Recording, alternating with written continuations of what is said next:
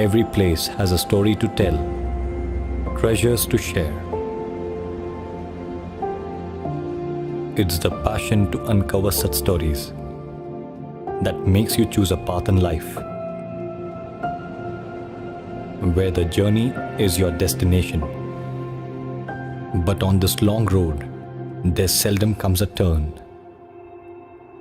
that leads you to a place undiscovered, a place so beautifully sculpted into the landscape. And as you walk through its winding lanes, you discover that the city is so vibrant, bustling with life full of activities.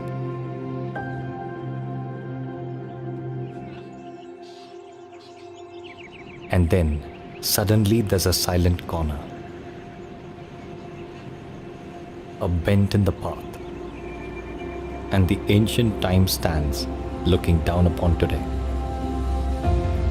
This subtle interaction between the dreams of today and the time of yesterday is the essence of a place. As the city unfolds before my eyes, I see this essence passed as a legacy to each generation through art, architecture, culture, traditions, and people. It is this authenticity that my eyes behold and my mind captures. As I get back on my journey,